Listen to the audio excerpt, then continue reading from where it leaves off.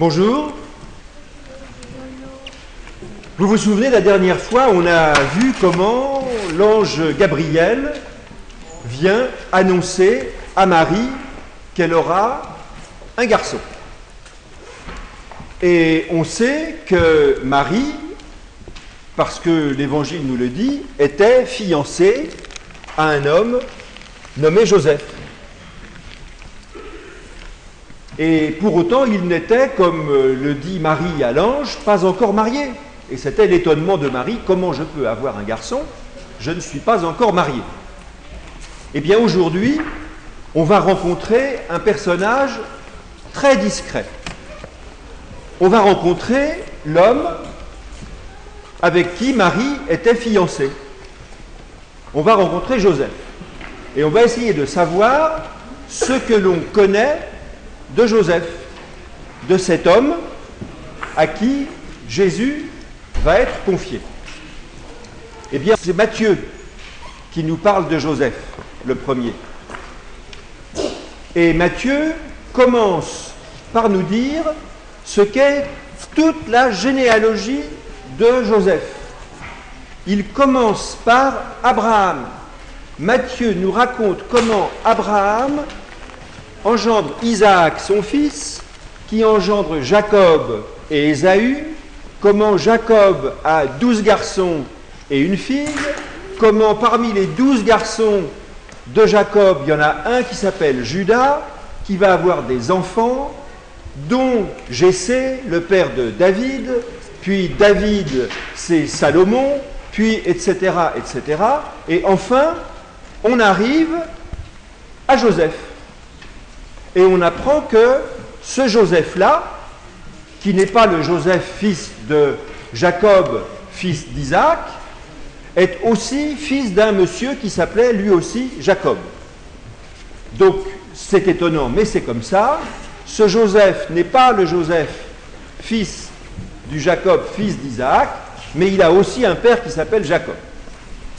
Bref, voilà donc qu'on situe bien Joseph dans une longue famille qui vient depuis Abraham et qui arrive jusqu'à ce moment où est annoncée la naissance de Jésus.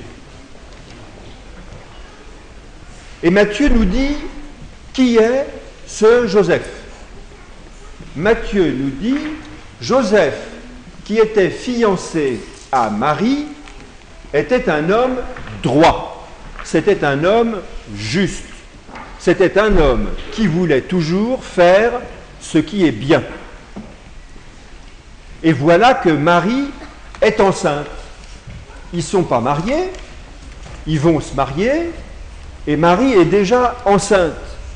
Et Joseph n'y est pour rien. Alors Joseph est un peu ennuyé. Joseph se demande ce qu'il faut qu'il fasse. Joseph, qui est un homme droit, qui est un homme juste, se demande ce qu'il faut qu'il fasse pour faire bien dans cette circonstance. Et Matthieu nous explique qu'il réfléchit. Alors il a plusieurs solutions. Il peut faire un scandale. Il peut renvoyer Marie, dire c'est fini, qu'est-ce que c'est que ça? Il peut renvoyer Marie. Eh bien ce n'est pas la solution qu'il prend. Parce que quand il réfléchit, il n'a rien à reprocher à Marie. Il a absolument confiance en Marie. Donc il ne veut surtout pas faire un scandale qui ferait du mal à Marie. Alors il se dit, nous allons simplement nous séparer, sans rien dire, et puis on va continuer notre vie, chacun de son côté. Si Marie attend un enfant et que je n'y suis pour rien, c'est peut-être que Marie a d'autres projets que de m'épouser. Alors on peut se séparer sans rien dire. Et Joseph en est là, quand une nuit, il a un songe. Et en songe, l'ange du Seigneur, nous dit Matthieu, vient le voir et lui parle. Joseph, fils de David, dit l'ange. Ah, il ne l'appelle pas juste Joseph. Il l'appelle Joseph, fils de David. Donc l'ange qui porte la parole de Dieu à Joseph veut lui dire pourquoi c'est à lui qu'il parle. Il lui parle parce qu'il est Joseph, qu'il est un homme droit et juste, mais aussi parce qu'il est de la descendance de David. Et il se rappelle que tous les prophètes ont dit que le sauveur du peuple serait un fils de David, viendrait de la descendance de David. Et c'est pour ça que l'ange dit à Joseph, Joseph, fils de David, ne crains pas de prendre chez toi Marie comme épouse. Ah, ne crains pas. Alors ça, c'est une chose que Dieu dit souvent par ses anges. Ne crains pas, ne crains pas. Arrête d'avoir peur, ne crains pas, ne crains pas.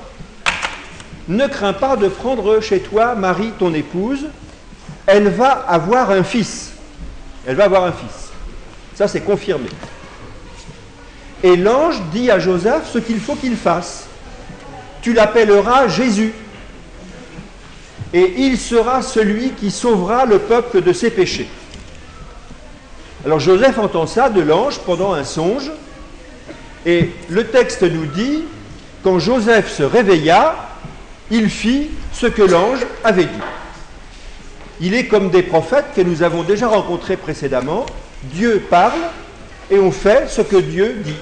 Eh bien, Joseph, il est comme ça aussi.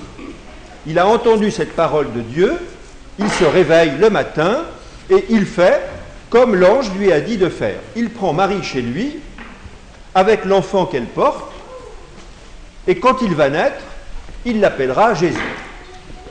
Alors à cette époque, comme vous savez, on essaye de compter tous les gens qui habitent sur la terre. Et on les fait venir à Bethléem, pour ce qui est de la famille de David, parce que David était de Bethléem. Donc voilà qu'on va à Bethléem, Joseph, Marie et l'enfant qu'elle porte. Et puis vous connaissez les épisodes. Il y a les mages qui viennent voir Hérode, et Hérode, il a très peur qu'il y ait un roi qui naisse. Et donc Hérode, il a dans l'idée que quand les mages auront trouvé où est cet enfant qui est annoncé pour être un roi puissant, il aille le tuer. Et ça, Joseph ne le sait pas. Joseph, il est à Bethléem, il n'est pas à Jérusalem. Donc il ne sait pas qu'il y a des mages qui sont en voyage, qui rencontrent Hérode, et que Hérode veut tuer celui qui est supposé devenir un roi puissant. Mais à nouveau, voilà que l'ange de Dieu vient visiter Joseph en songe. Et l'ange de Dieu dit à Joseph en songe, on est au milieu de la nuit, tout le monde dort. Et l'ange de Dieu dit à Joseph, lève-toi, prends l'enfant et sa mère, et va en Égypte, parce que Hérode veut tuer ton fils. Va en Égypte, et tu y resteras jusqu'à ce que je te dise de revenir. Et à nouveau, Joseph fait ce que dit l'ange. On est au milieu de la nuit, tout le monde dort, mais l'ange a dit, lève-toi, prends l'enfant et sa mère, et va en Égypte. Et bien au milieu de la nuit, Joseph se lève, prend l'enfant et sa mère, et fuit en Égypte. Et il va y rester assez longtemps. Et puis voilà que les années passent, et que l'ange revient. Et à nouveau en songe, l'ange parle à Joseph. Et il lui dit la même chose qu'il lui avait dit précédemment, mais dans l'autre sens. Lève-toi, lève-toi, prends l'enfant et sa mère, et rentre dans le pays de tes pères, car c'est là que la suite doit avoir lieu. Et en effet, Joseph fait comme l'ange a dit. Il se lève, tout de suite, il prend l'enfant et sa mère, et il rentre à Nazareth. Et à partir de là, dans Matthieu, on n'entend plus du tout parler de Joseph. Jamais. On entend un peu parler de Joseph ailleurs, chez Saint Luc, parce que quand Jésus a 12 ans, il est avec ses parents, mais on parle de ses parents. On ne sait plus rien de Joseph. Alors Joseph, il est comme ça. Joseph, c'est un homme droit et juste, qui réfléchit avant de faire quelque chose et qui se demande que veut Dieu. Et comme il se demande bien que veut Dieu, il entend la parole de Dieu. Il entend l'ange qui vient lui dire ce que veut Dieu. Ensuite, il fait comme l'ange a dit, et c'est comme ça que Jésus va vivre son enfance à Nazareth, entre Marie, sa mère, et Joseph. Et maintenant, c'est la messe.